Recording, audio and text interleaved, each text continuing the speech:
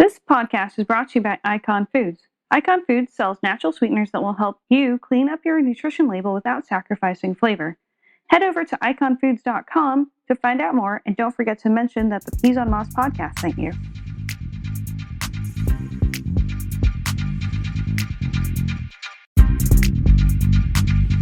Hi, Peas on Moss listeners. This week, we're bringing back an oldie but a goodie episode to share while we spend the time creating a new episode for you.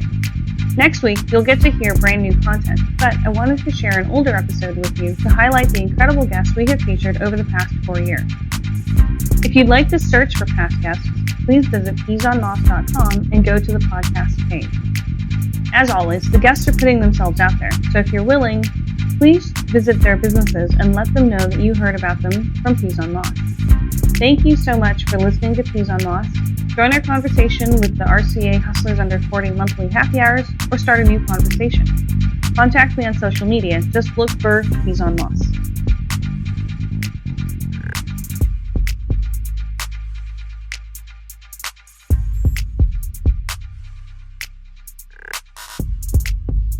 Have you met Brett Lynch? Yeah. Yeah, so Brett was my first chef back in No way. 1990. So 1999. Yeah. Well, I think I hired him in 2000, but he worked at Microsoft headquarters. Okay. And then he was my first chef, so he worked with me for about 9 years, and then he left and went on his own, and then he partnered up with Mark for a while. Okay. Before he went to Trident. Wow. So yeah, he had moved. He had lived in Hong Kong for like 5+ years, and traveled all throughout Asia, and really had a dynamic experience around food, and his perspective on flavors and really processing of food was unique. He ran a restaurant in Hong Kong that during the changeover, he catered 60,000 meals in one day. Oh, my word. And so I said, well, Brett, you've basically run a manufacturing plant. Yeah. I said, probably even more complicated with the language difference and, being an American over there and being accepted. Mm-hmm. Takes a certain level of management knowledge and experience. So, so Brett and I, we really connected, and it took about a year to get him going. When I first started the company, it would take anywhere from 6 months to a year to get a chef trained on the product development side of things and consulting. I've kind of perfected that since then. Now it takes me anywhere from 1 month to, sometimes even in the first month, a chef can be profitable. Oh, nice. And you're talking about chefs who are coming straight from the restaurants or from food service, right? Yeah, well, especially back, in 2000, there weren't many consulting companies. Mm-hmm. It kind of predated most of the ones that are on the market today. And, the manufacturers didn't know what to do with the chef. They would always question, why would you need a chef? They would only think that a chef can make lunch or, do the board of directors dinner or something like that. I'm like, no, I said, really, you need to incorporate culinary in the product development process, all the way from, research, concept, ideation, product development, really through commercialization.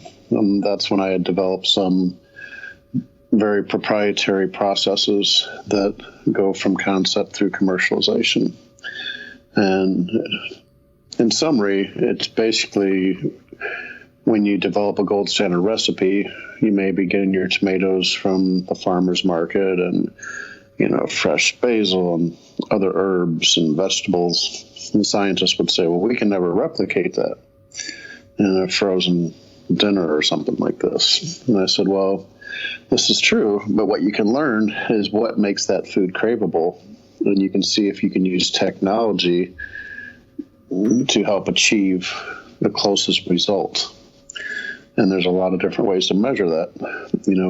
through consumer research, tasting panels, and really just having a chef on staff that, expertise really is tasting products and knowing how to adjust them to create craveability. So, I was able to combine classic cooking techniques with the understanding of what it takes to run a really top-notch restaurant, how you develop flavors that are going to be craveable, and then how do you convert that into a commercial viable product.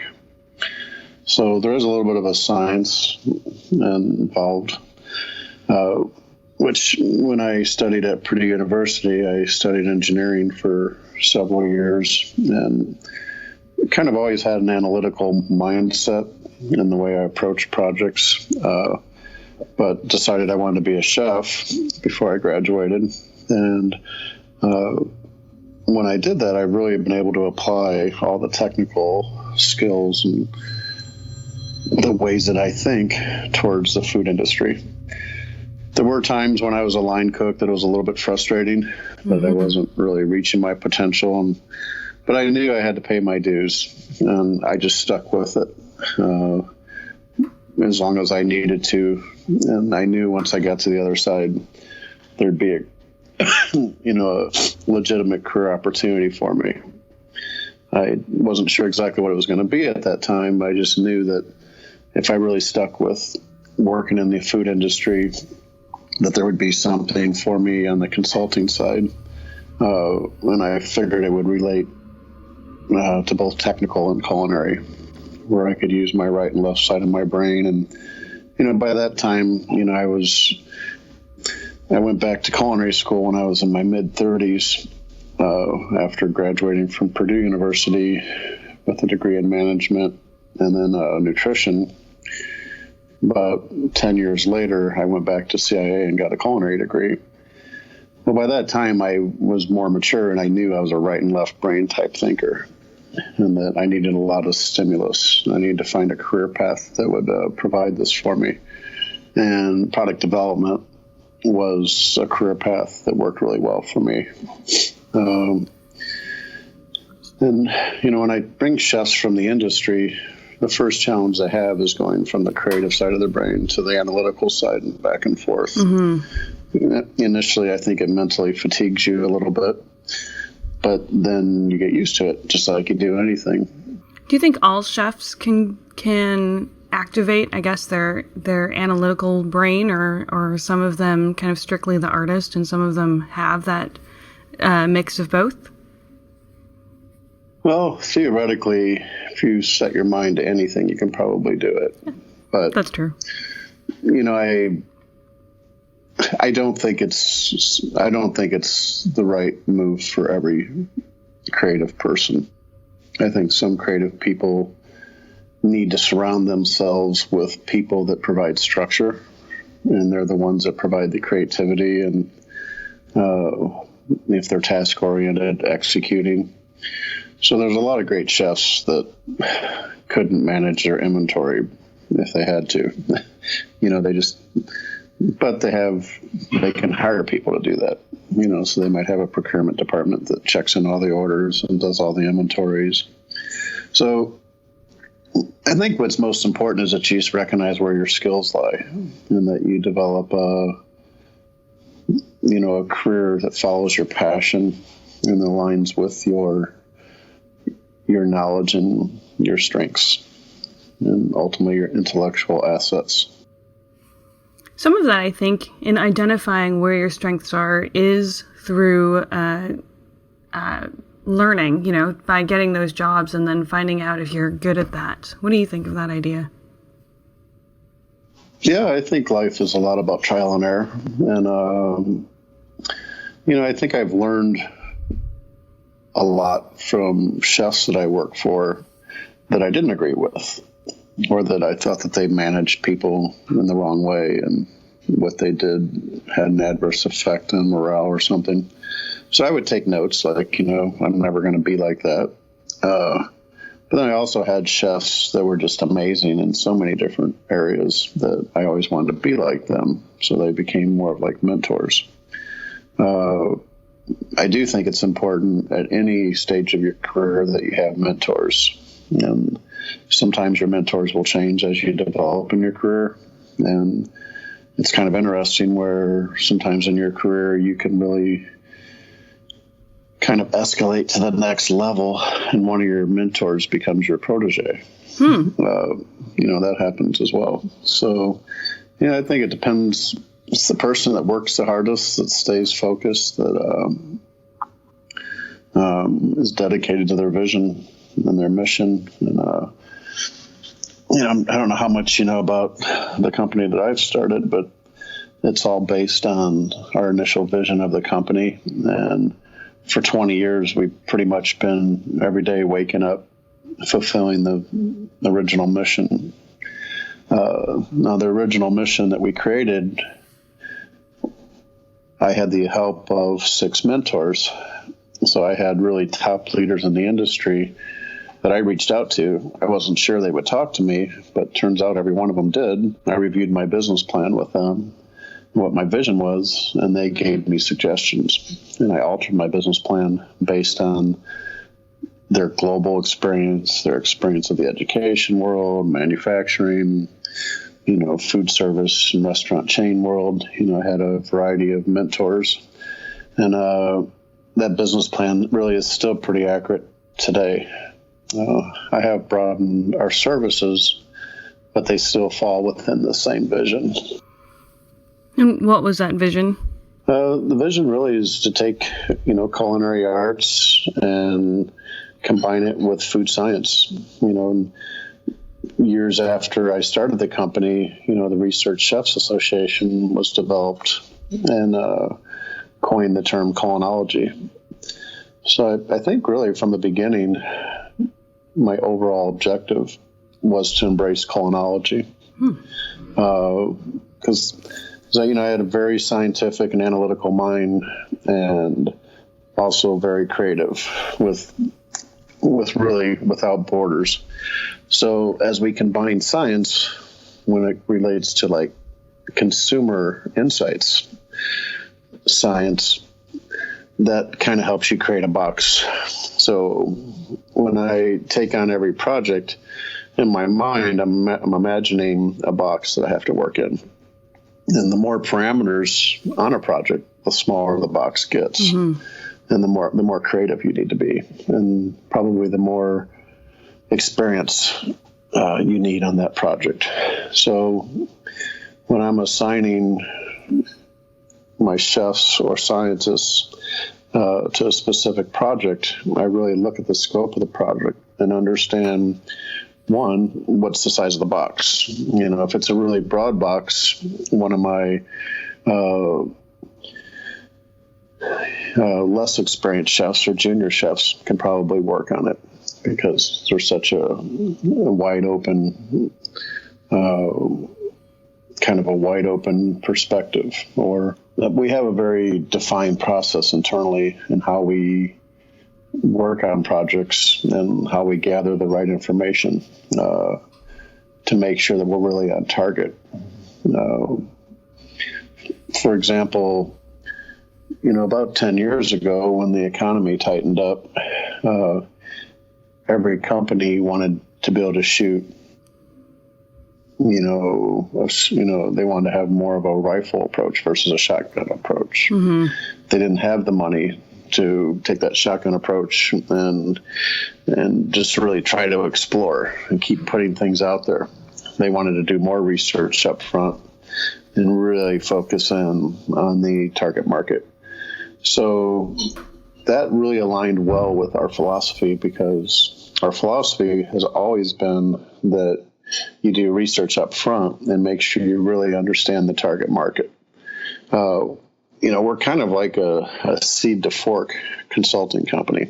We work with clients that we may be helping them choose what type of agricultural products and what are the characteristics of a tomato or a carrot they're going to use in a specific formula, all the way to design it to consumers' fork and then to their mouth. So, I think that, back in the day, I kind of looked at us as kind of like today you have restaurants that are farm to fork. That's always kind of been my vision of what our consulting company is, because you have to understand where the food comes from, the ground, or even an ingredient, and you have to understand the consumer. So that connection is still very relevant. So we put a lot of focus on the initial phase of our projects, and we call that the research phase. So in the research phase, we can divide our projects into three categories: discover, develop, and deploy. And this is kind of our multi-path stage gate model.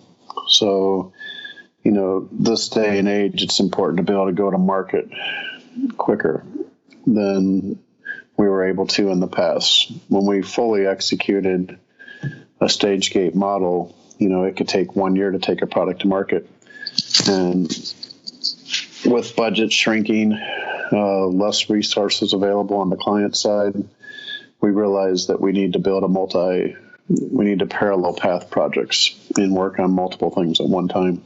So, for example, we may know that we're going to create a specific product that's going to be shelf stable for a specific target market. We may not know the exact size as a 3-ounce, 4-ounce, 6-ounce portion, but we'll have a pretty good idea what the product's going to be and what it's going to taste like. So while we're working on it from a product development standpoint, we can also be starting to think about graphics and working with the branding team and looking at packaging options, researching the specific market of that product, and determining what are the packaging options in this particular category. So the idea is that while we're working on product development, we can be working on branding and graphics for packaging, while we're also working on a distribution model. So all these things can happen at one time. When you're creating a distribution model for, say, a shelf-stable retail product, it really doesn't matter so much what the product is. It's really trying to get your product to the end, the user, in this case, probably a retailer. So we've developed, again, another proprietary process that we share with our clients that allows our clients to take an idea all the way to market within a 3 to 6 month period of time. The extended period of time usually has to do with shelf life testing and validating products. But the actual development of a product, packaging, graphics, doing nutritionals, all the labeling requirements, all of that stuff we can accomplish in a 3-month period. Peas on Moss will be right back. Can you believe we've been broadcasting for over 4 years? The podcast has appreciated nearly 40,000 downloads, and the website itself has 1,000 followers and just under 500 direct subscribers. And in fact, social media outlets have twice that active engagement on LinkedIn, Facebook, Twitter, and Instagram. With just 2 corporate sponsors and media partnerships, Peas on Moss has grown to have a broader outreach and access to exclusive innovation and food trade summits. It's small, but the podcast and education and material have reached food business entrepreneurs, restaurant chefs, food science and culinology students, product developers, and businesses that supply food and ingredients to this multi-billion-dollar industry. Would you support Peas on Moss? I am looking for core sponsors who are seeking ways to connect with product developers through dynamic conversations set up on podcasts.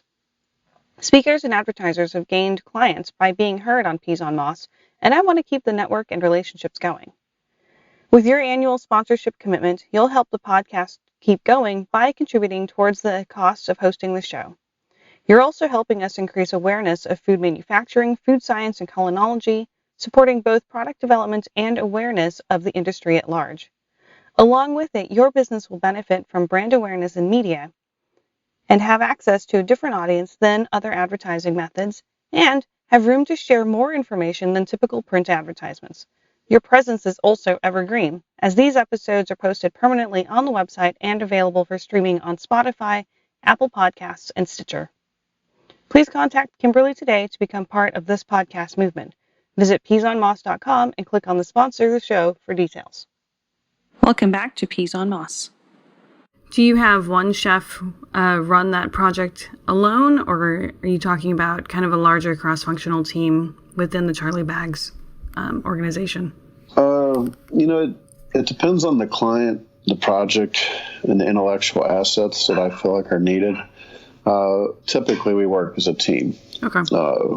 Nobody is really left alone. And even if you are running a project by yourself, I think it's important that you share your ideas with other people on our team to make sure that we're doing the best job we can do.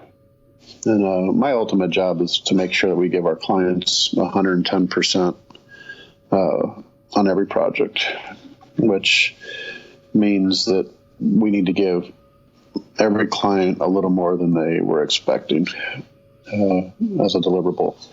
So when I look at a project and, it could be a chef or a food scientist working on it, there might be a phase of it that I'm like, you know what, I want you to get help from this person or this person. And I want to escalate the level of, that particular stage of the project. It's really important when you work for our company that you understand that I don't really take anything personal. It's all about business to me. And the objective is, to deliver for our clients the best service we can. When you run a service business, it's all based on what have you done for me lately. Yeah. So every project we have to know. And, we have to have great customer service, quality of product. It has to be cost effective. A lot of the same requirements it takes to run a successful restaurant. And those three principles that we use in our consulting company are customer satisfaction, quality of product, and cost control. When I used to run restaurants for Disney and Marriott and other places like this, those are the principles they would teach us. And I use those same principles when I run the consulting company. So do you basically do product development and consulting across all of the food categories, beverages and food, frozen food and fresh, everything? Yeah, over the last 20 years, I've been the executive chef for about 100 companies, more than 100 companies. So I have a very broad base of knowledge as it relates to technology. And some people may question, like, how could a person be good at all those things? I think it's the process and how I approach projects and how I acclimate myself to different environments that makes us successful.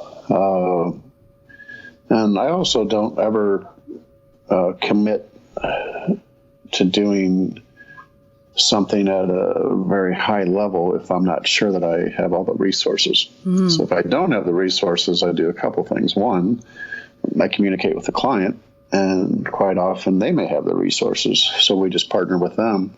But it's really about being honest and being transparent and not acting like you know everything. And then the second alternative is to hire another person. I've always been very blessed with 5-6 people that I've interviewed that are waiting for a job. Sometimes they go to work someplace else before I'm able to hire them, but I always have, a nice selection of people to choose from.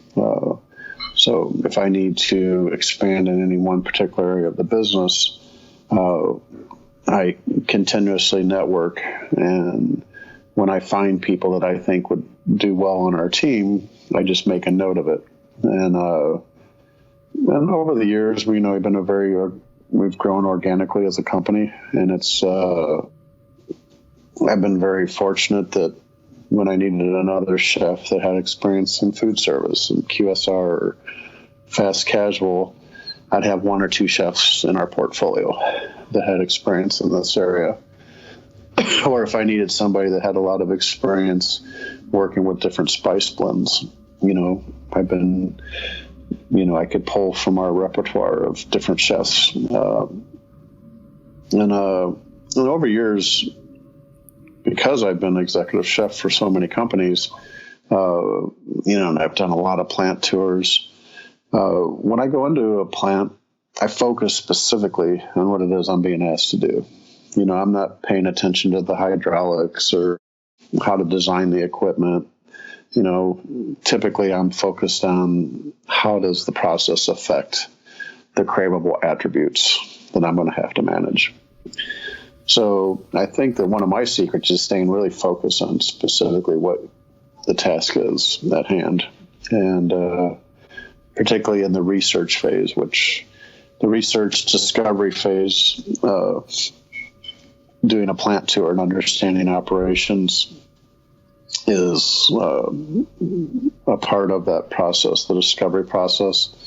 But if you're working for a food service operator, like a chain account, touring their kitchens and maybe multiple kitchens. A lot of chains have more than one kitchen design. So you have to review their kitchen layout and their process to understand what works in their facilities. And you also have to look at their menu mix, because there might be a bottleneck in a specific area because their menu, say, has a lot of fried items on it. The fry station is an area that it's easy to put more items on the fry station. It doesn't take that much. Yeah, it's tempting. It's crunchy. It's craveable. It doesn't take as much knowledge as, other cooking techniques. So the idea is understand the operations and then also understand to review the menu mix to understand where the opportunities are and help them even out, their line portfolio.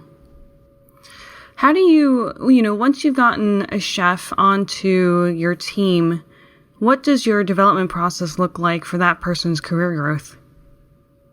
Does it, do you like you've mentioned, you have junior chefs possibly take on, probably starting with a team, but take on a project with larger scope and larger parameters until that individual matures in experience and knowledge. What is that? Do you also have such a deliberate process for developing your chefs? Yeah, we have a kind of a psychological test that our staff can take to help us understand their learning, the style of learning, their aptitude in different areas, understand what works well with them as it relates to working with the team. It usually reveals are they the type of person that's going to work on something very tedious, very technical, or are they, do they have leadership qualities, or are they more of a follower, where they're going to be great task managers? You give them a list of mise en place you need for a photo shoot or a trade show, and they're going to knock it out, and they're going to be highly efficient, and they can be really organized in that type of environment. But if you give them something very theoretical that they really have to figure out more from a strategy standpoint, they may not be at that level yet, or they may never be at that level. I have chefs that have different skill sets, and because so I managed large hotels and restaurants for about a dozen years before I went into culinary school. So I really had a lot of experience managing anywhere from 50 to 100 people with all different personalities, people from all over the world, male and female, and really had developed kind of a management style. And I also had an opportunity to learn from some really great people and some people that I didn't think were so great.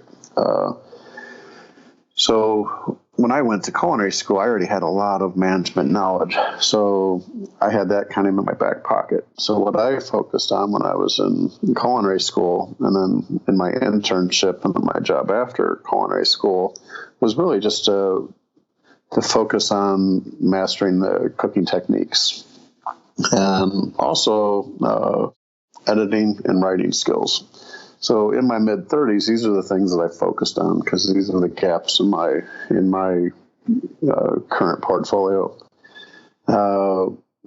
So when I went to CIA, I became the editor of the continuing ed department as a student.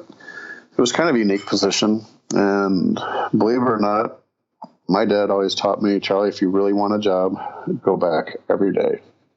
And they're going to look at you and they're going to say, can you believe it? This guy's coming in here again today. I did just that at the Culinary Institute of America.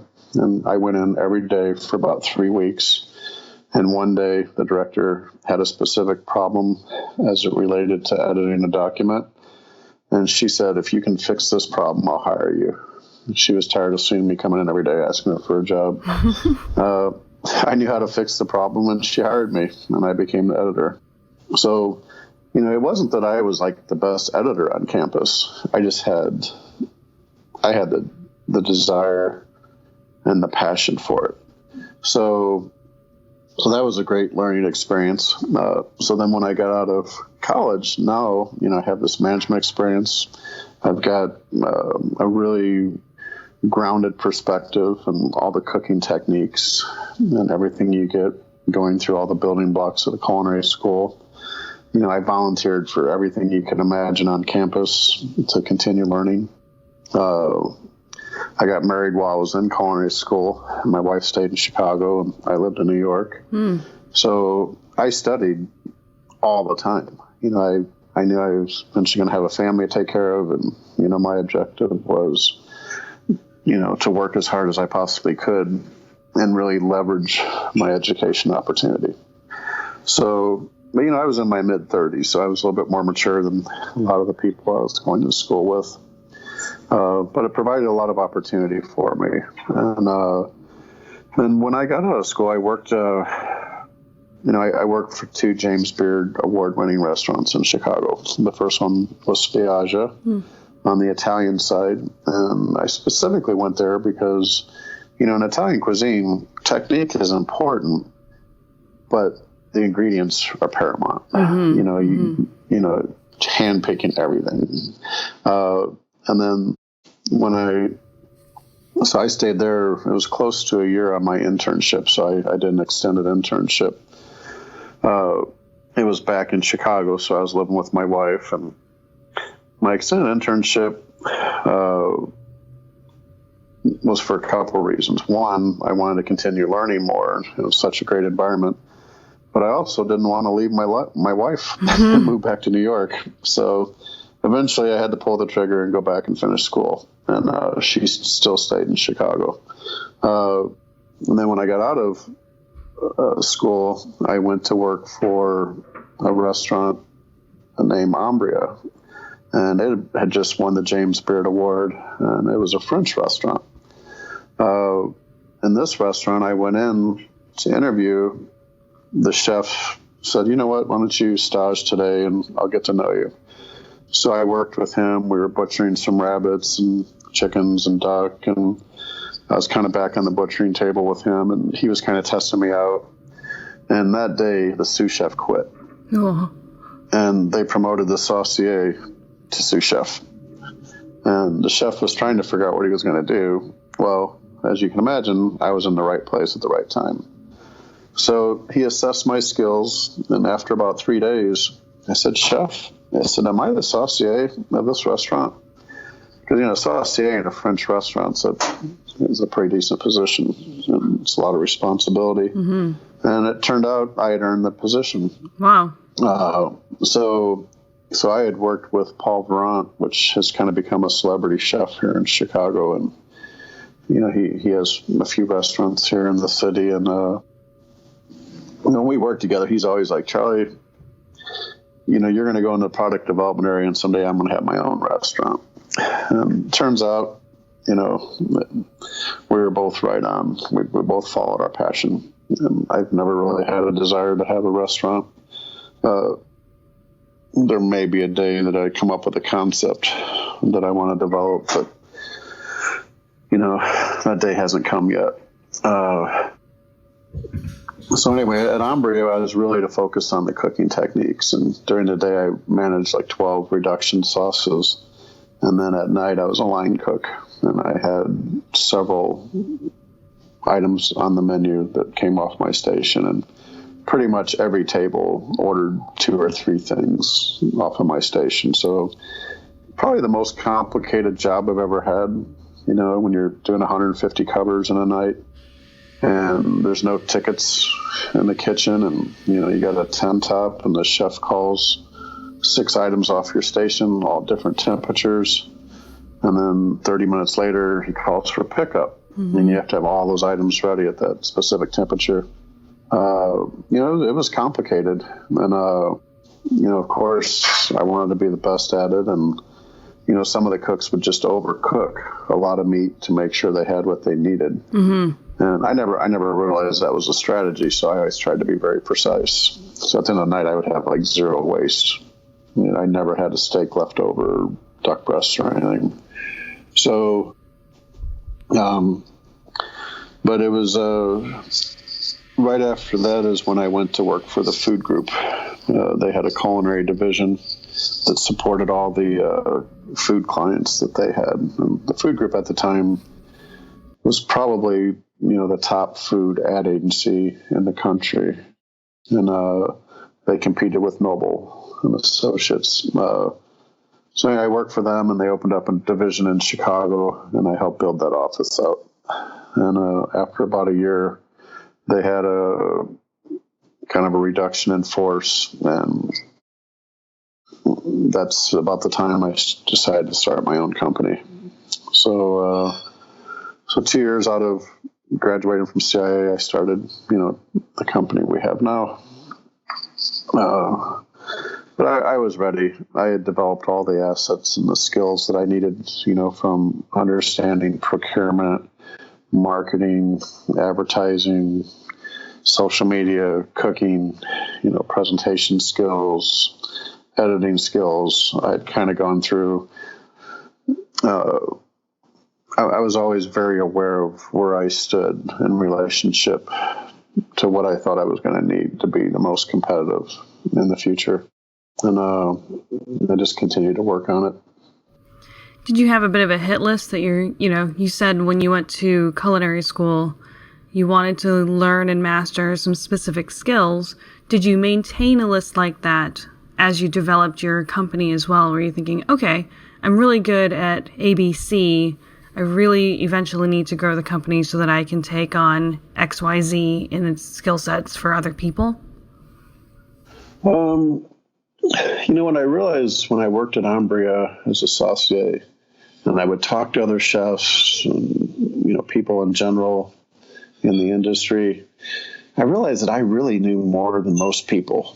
When I say most people, I'm not talking about 51%. Like, I really felt confident that I knew more than probably 90% of the people in the food industry as it related to cooking techniques, kitchen operations, kitchen design, layout, setting up menus, procurement systems. I had such a well-rounded education at that point, with having a management degree from Purdue, which was in the top 3 at the time, and then also a degree in nutrition, and then a lot of life experiences. And then, getting my culinary degree, I really had a very well-rounded portfolio.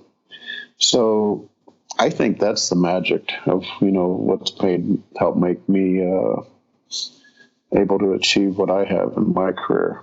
But it's my focus that has been true to the food service industry. There have been parts of my career that I veered off, and I didn't focus as much on cooking. It was more on operations. For example, part of my career, I moved to Potomac, Maryland, and Washington, D.C., and I worked for Sini Little, and I designed commercial kitchens. So I worked on the kitchens at like Madison Square Gardens, and I did a lot of military bases and prisons and college and universities. So, at that time, Sini Little was probably the number one commercial kitchen design company in the world. And they brought me on, and I was able to train and really hone my skills in drafting, which that was a little bit of a challenge at the beginning. my penmanship. I had to practice a lot. But I always had a pretty good vision of how kitchens work operationally. And I'd worked in so many kitchens that I was able to take my knowledge and put it on paper. So my younger chefs that come on board, I really try to help them understand who they are and what their goals are. And sometimes they don't have specific goals.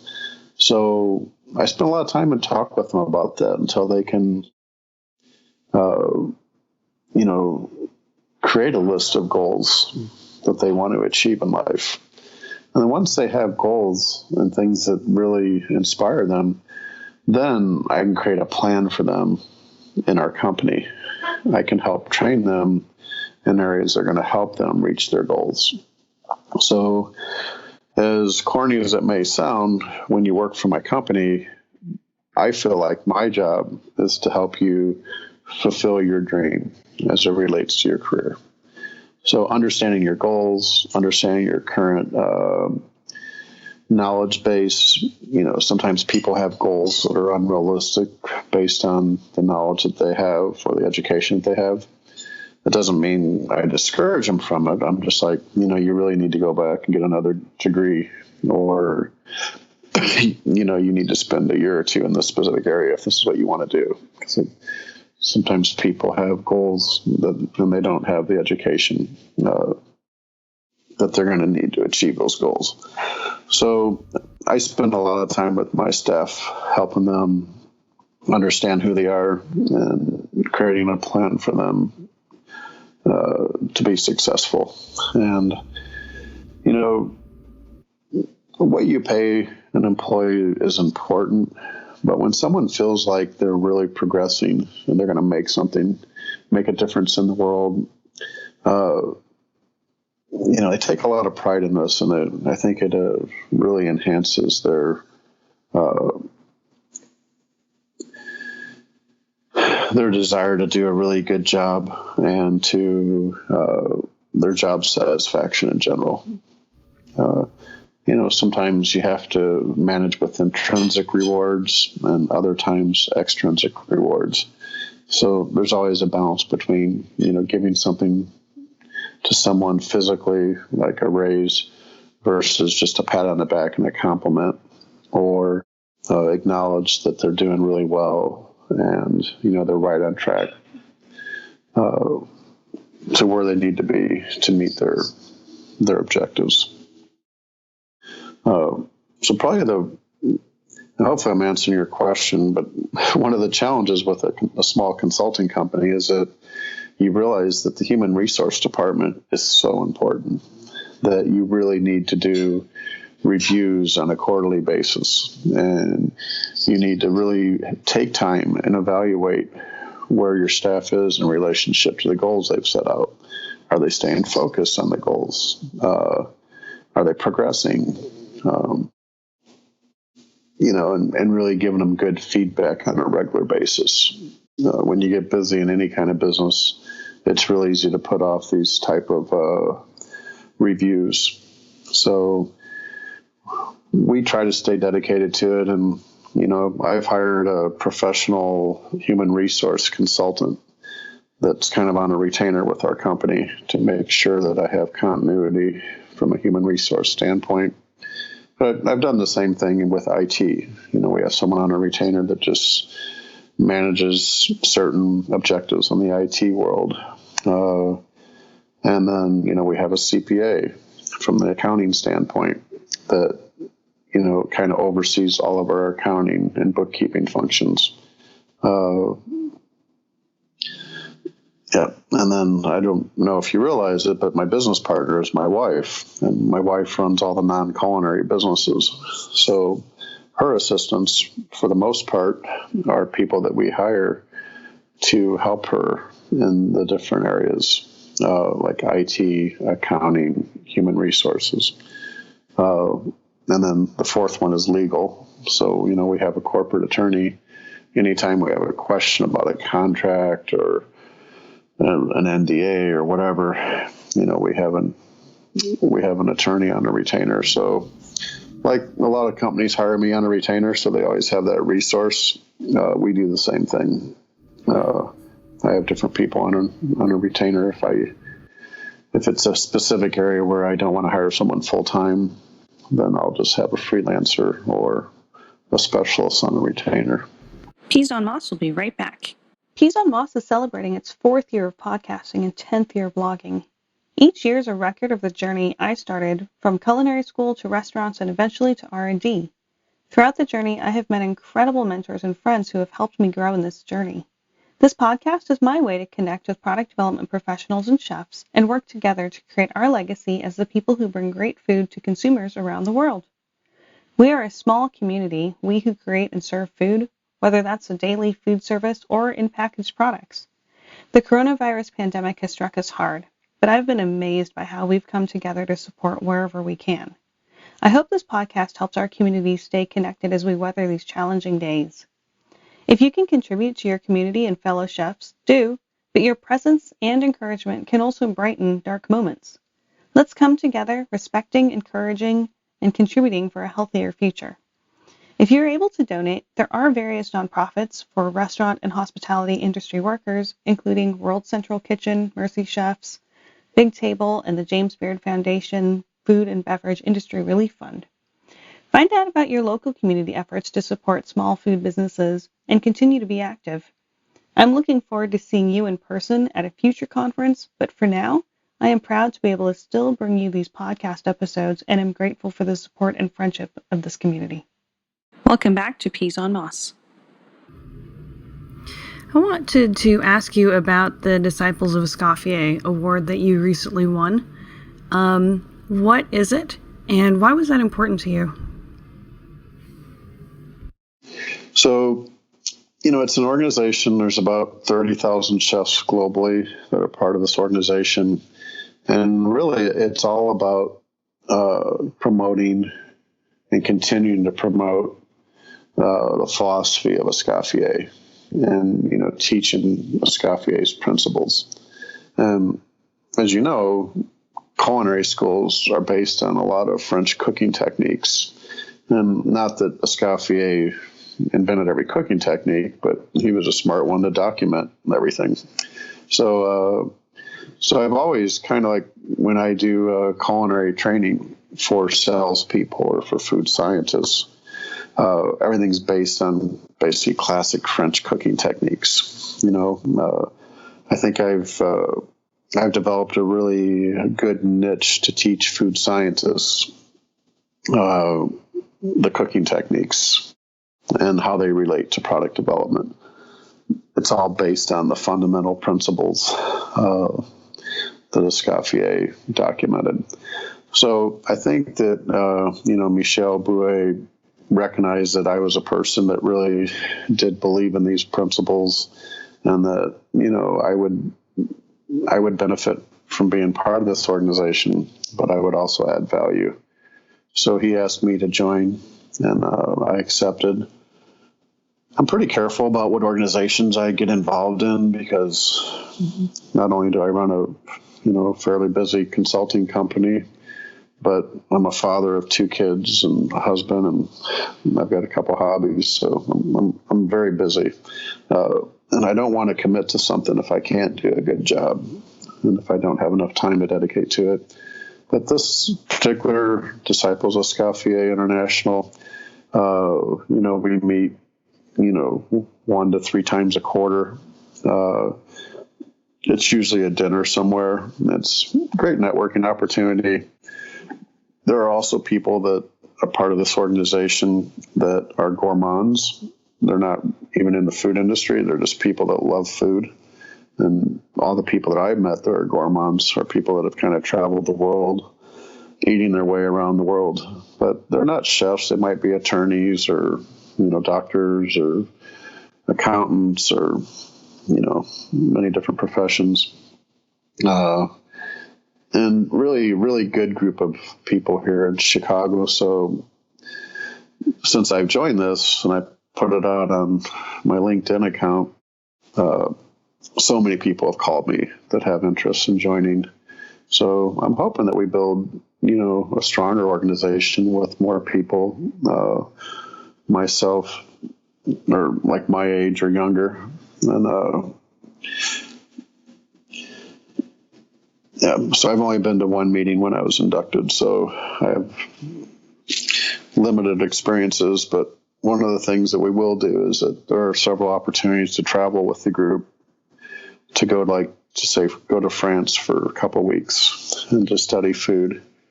And Chef Michel, the president of the organization, he has a lot of connections. So, I mean, for example, he is friends with Escaffier's grandson, which is the primary living individual that represents the Escaffier family. So I look forward to meeting him someday. I said I'm reluctant to join too many organizations. The other organization that I am very involved in is the Research Chefs Association. And recently I've been awarded the privilege to be an educator and a trainer for the Research Chefs Association. So we have put together a class for scientists that want to develop their CCS certification. And so we've got a 40-hour course that's already been designed. As you know, with this certification, they have to have 120 credit hours of kind of hands-on kitchen experience. There's only a handful of places you can do that in the United States. So we're going to offer this class in Chicago. And as we roll it out and it's successful, I have 3 other locations around the United States at a minimum that I can teach the class. Oh, that's fantastic. So the objective, and just interviewed a chef yesterday, and he'll be getting a job offer, today or this week. And he has a lot of experience in training and a passion for it. And he's a certified executive chef through ACF, nice. And he's a certified research chef through RCA. So this is an example when I know that I'm going to be offering a service and I see a specific market, I'll hire a chef specifically that has skill sets in this area. And training is a really big area for us right now. Almost all of our clients hire us to train their salespeople and help them understand their products better, understand the market, and consumers. I would say ideally I like about 20% of our revenue to come from training. So we've really expanded our training into developing training tools either through PowerPoint or video format. So we have a lot of new tools that we can create using technology as it relates to training. So this is an area that you'll see that we're going to grow more in this area. It's a very important area for us. Wow. You have a lot of really interesting activities going on at CBCI, and thank you so much for taking the time to share that with the Peas on Moss audience, because I think it's important to hear from chefs who are in different stages in their careers and who are developing that next generation of chefs, whether that's, hiring folks to your team who have strengths that your, current team doesn't have, or if it's taking a young chef who has dreams and you're helping that person build a career through CBCI. That's incredible. And you already kind of read my mind on what's next for CBCI, but is there anything else you guys are looking forward to for 2018?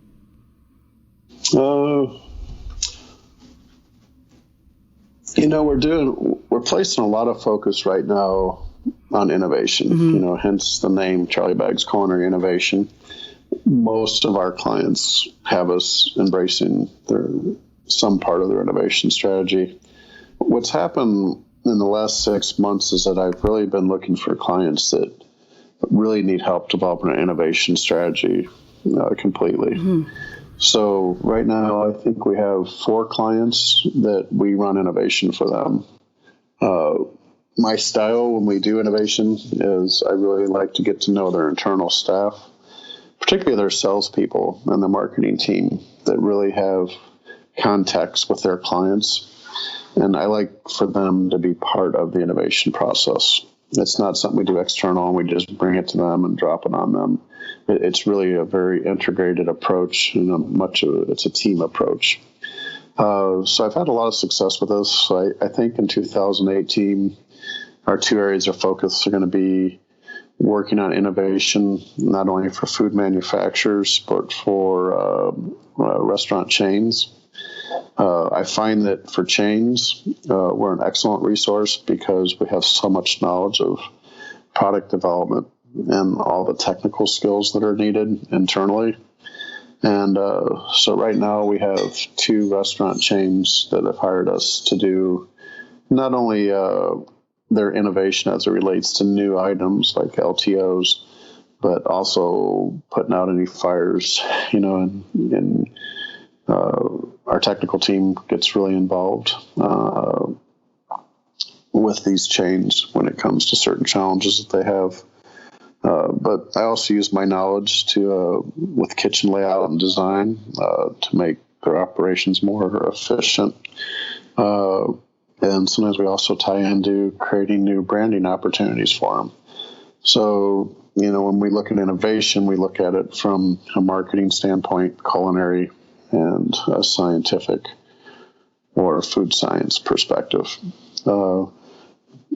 So I think training in general, particularly with the Research Chefs Association and the CCS certification process, and then taking on innovation for companies in the manufacturing world and food service chain account world.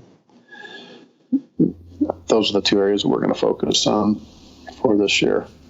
Awesome. Okay, so how can folks get in touch with you? I know you're active on LinkedIn, and we've communicated a little bit that way. How else can people find you? I think just going to our website, which is charliebagsinc.com. The parent company is Charlie Bags Inc. Okay. And from that website, you can access all of our emails and phone numbers. That's perfect. We're located in Chicago in Lincoln Park. We have a 6,000 square foot kitchen here. Oh, man. And you're always welcome to come by and visit. Thank you. Yeah, I know IFT is in Chicago this year. I have a huge list of restaurants to eat at and places to visit. Chicago is very much a hub for the food industry, whether that's manufacturing or food service.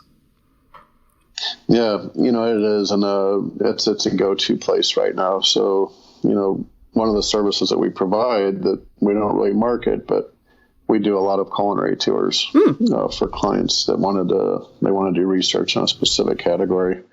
So it's something that we can do. It's not a primary service of ours, but we have all the restaurants here, and I know a lot of people in Chicago. But keep your eye out. I think during IFT this year, we're going to have a kind of an industry event at our facility. I can host about 150 people. Oh, cool. I'll have 10 chefs cooking. I'll have live music. But, maybe, Peas on Moss can be one of our kind of our partners in the party and try to bring some industry people together. Oh, that'd be cool. Let's talk. Yeah, we usually do it throughout the evening so people can come either before or after dinner. Mm-hmm.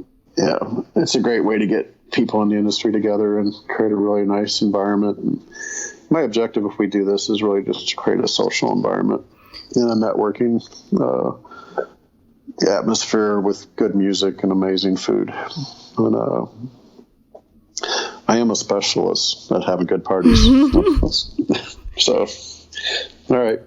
Cool. Well, thank you for your time, and I really appreciate what you're doing for our industry. And Peas on Moss has been so incredible, and it's something I listen to on a regular basis, and I always learn so much from you. And you're a great host, And I really appreciate your time. Wow, thank you so much, Chef. I really appreciate that.